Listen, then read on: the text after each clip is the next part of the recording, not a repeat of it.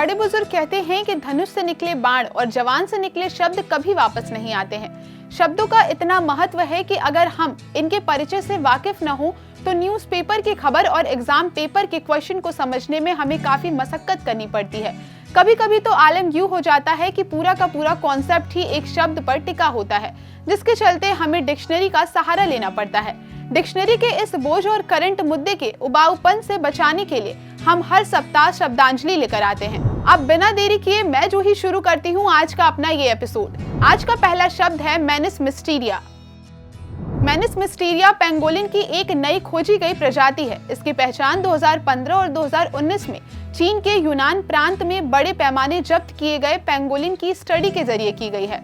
ऐसा माना जाता है कि ये नई पहचानी गई पेंगोलिन प्रजाति लगभग 5 मिलियन वर्ष पहले अपने फिलिपिन और मलायन रिश्तेदारों से अलग हो गई थी।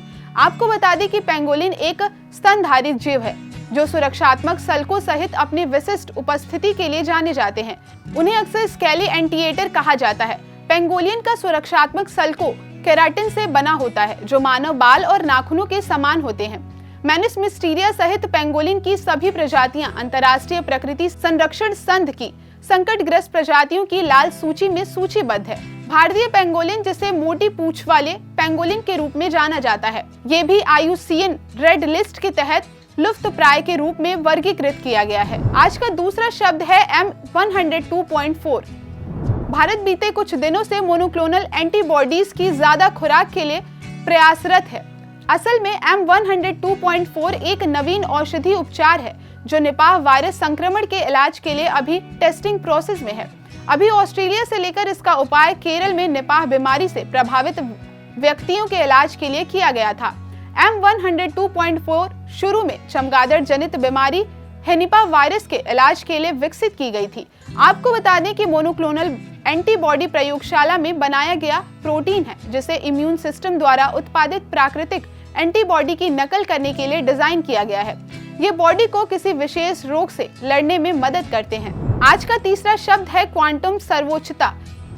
हाल ही में नेचर फिजिक्स में प्रकाशित एक पेपर में क्वांटम कंप्यूटिंग में एक महत्वपूर्ण सफलता की सूचना दी गई थी, जिसके मुताबिक क्वांटम कंप्यूटिंग पारंपरिक कंप्यूटरों की तुलना में समस्या समाधान में बेहतर गति और दक्षता से काम करने के चलते क्वांटम सर्वोच्चता का प्रदर्शन कर रही है। आपको बता दें कि क्वांटम सर्वोच्चता एक क्वांटम कंप्यूटर की पारंपरिक कंप्यूटरों की तुलना में समस्याओं को बहुत तेजी से हल करने की क्षमता को संदर्भित करती है, जिसके चलते क्वांटम कंप्यूटरों को भविष्य के बेहतर मशीनों के रूप में देखा जाता है। क्वांटम कंप्यूटर क्वांटम बिट वाली सूचना की सबसे छोटी इकाई का यूज करते हैं जो मूल रूप से पारंपरिक बिट्स 0 और 1 से भिन्न होते हैं। क्यूबिट में 0 और 1 या दोनों का सुपरपोजिशन मान होता है, जिससे उन्हें अधिक जानकारी ले जाने और काफी अधिक संख्या में ऑपरेशन करने की क्षमता प्राप्त होती है। आज का चौथा शब्द है कोनोकार्पस। बीते कुछ दिनों से गुजरात सरकार ने पर्यावरण और मानव स्वास्थ्य पर प्रतिकूल प्रभाव डालने वाले कोनोकार्पस पेड़ों के रोपण पर प्रतिबंध लगा दिया। कोनोकार्पस के पेड़ अत्यधिक मात्रा में पानी का उपभोग करते हैं। उनकी कठोर प्रकृति और कम रख रखाव लागत के कारण उनका उपयोग आमतौर पर सड़कों और बगीचों के भू निर्माण के लिए किया जाता है। आपको बता दें, कोनोकार्पस पेड़ों के परागण अस्थमा और एलर्जी को बढ़ा सकते हैं, जिससे उन क्षेत्रों के निवासियों के लिए स्वास्थ्य जोखिम पैदा हो सकता है जहां ये पेड़ उगाए जाते हैं। आज का पांचवा शब्द है काओबल गली मस्को घाटी। काओबल गली मस्को घाटी कश्मीर में स्थित है। ये घाटी कारगिल युद्ध के दौरान युद्ध का मैदान थी। अब ये घाटी पर्यटकों के लिए खुल गई है। इस बदलाव का श्रेय भारत और पाकिस्तान के बीच 43 महीने लंबे युद्ध विराम समझौता को दिया जाता है। गुरेज में 4166.9 मीटर की ऊंचाई पर सबसे ऊंचा दरा काओबल गली 2 घाटियों को जोड़ता है। ये घाटी LOC के करीब और समुद्री तल से करीब 2400 मीटर की ऊंचाई पर है, जहां विविध वन जीवन है, जिसमें आइबेक्स, कस्तूरी मिर्ग, हिमालयन भूरे भालू और स्नो लेपर्ड मिलते हैं। गुरेज घाटी में केवल लॉन्ग हाउस वाले गांव हैं। इसमें शहरी कंक्रीट सामग्री का कोई यूज नहीं किया गया है। ये घाटी जंगली ट्यूलिप फूलों और लुभावने ग्लेशियरों के लिए जानी जाती है। आज का छठवां शब्द है ऊंट बादल।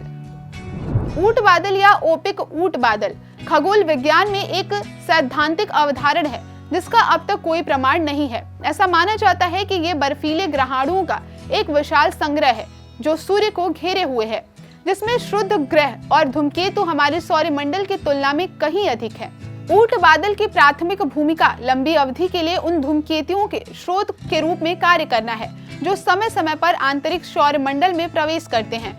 ऊंट बादल सूर्य से अत्यंत दूरी पर स्थित हैं, जो 2000 से 2 लाख खगोलीय इकाइयों तक है।